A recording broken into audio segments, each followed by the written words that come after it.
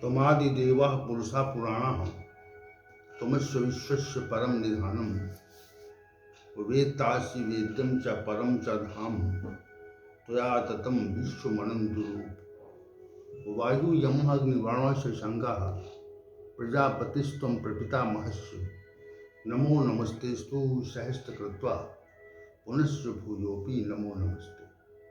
वसुदेवसुतं देवं कंसचाणूरमर्दनं देवकी परमानंदम कृष्णं वंदे सगतगुरुं कृष्णं वंदे सगतगुरुं। ब्रह्मर्षि नारद के भक्ति सूत्र पर चर्चा चल रही है और इसमें जो नवधा भक्ति है उसमें 4 प्रकार का वर्णन हो चुका है। आज 5वां प्रकार दास्या भक्ति के संबंध में चर्चा होगी। श्री भगवान के प्रति दास्य भाव से पूजा अर्चना करना दास्या शक्ति भक्ति है।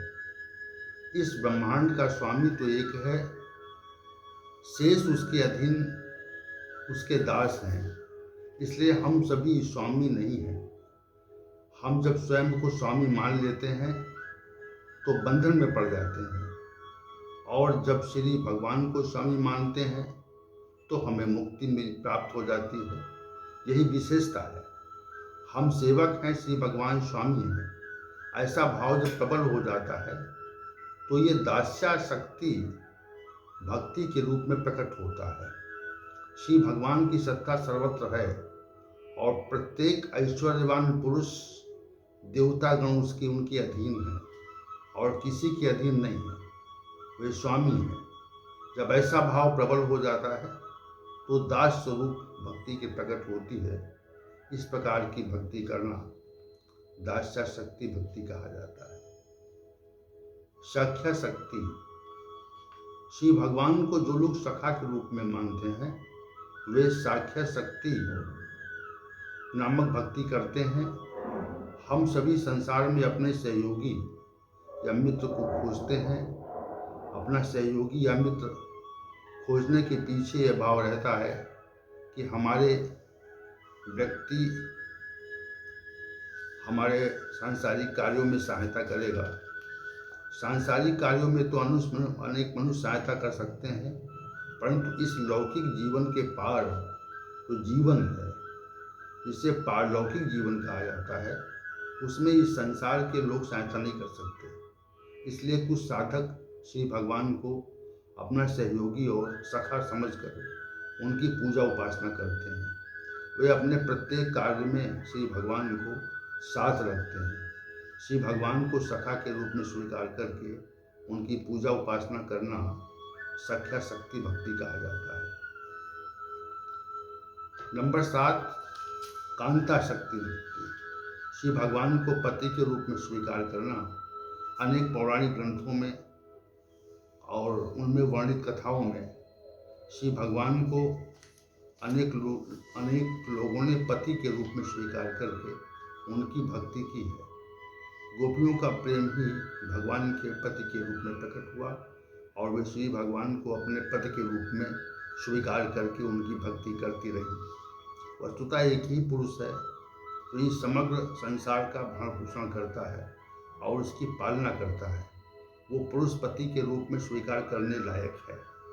कुछ मत वाले मनुष्य भी श्री भगवान को पति के रूप में स्वीकार करते हैं।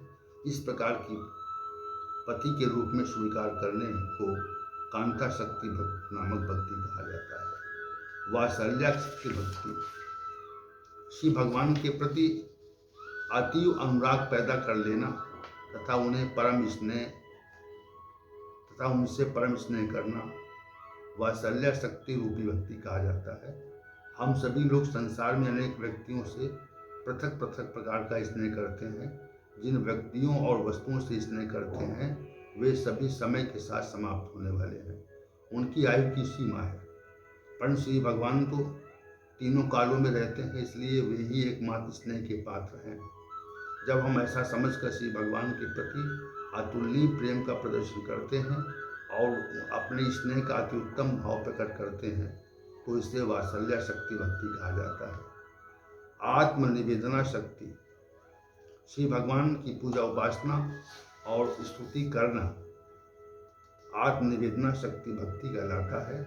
हम सभी जिस संसार में रहते हैं, जिन व्यक्तियों के मध्य रहते हैं, उनसे निवेदन करते रहते हैं, चाहे वो किसी वस्तु के लिए चाहे वो किसी स्थिति के लिए हो, परंतु हमें वस्तुतः निवेदन श्री भगवान से ही करना चाहिए, क्योंकि वह इस समग्र संसार के पूर्ण स्वामी हैं।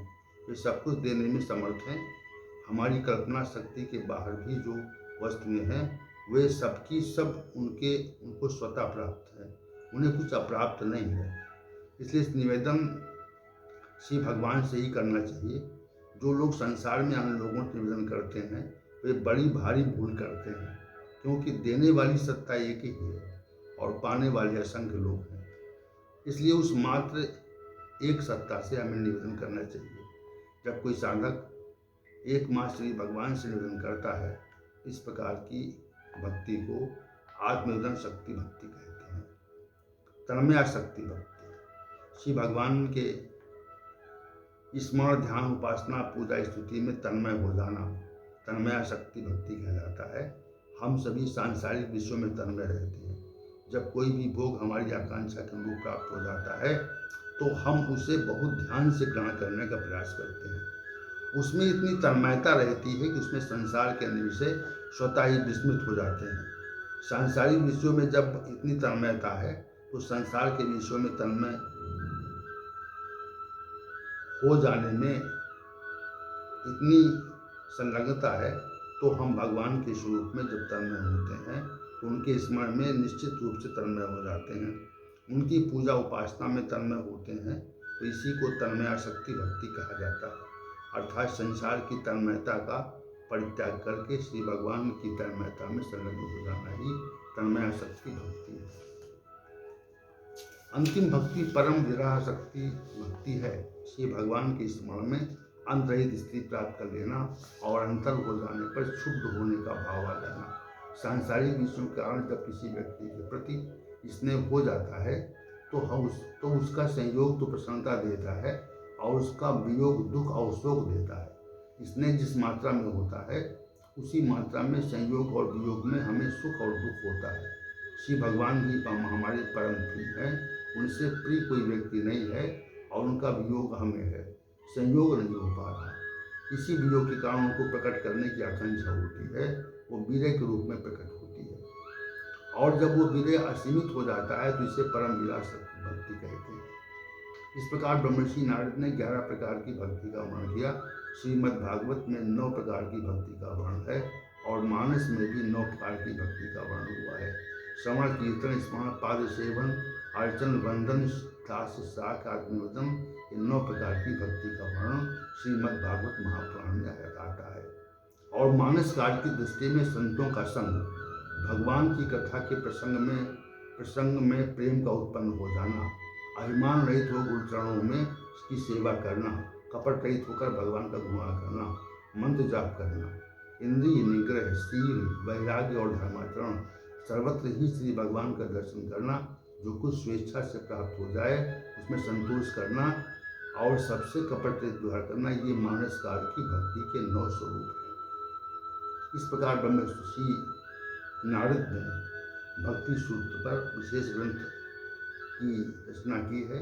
इसे अवसर होने पर इस पर विशेष चर्चा की जाएगी। ओम शानावतु शानो भुनक्तु सावीर्यं कर्वावहै तेजस्विनावधीतमस्तु मा विद्विषावहै। ओम शांति शांति शांति।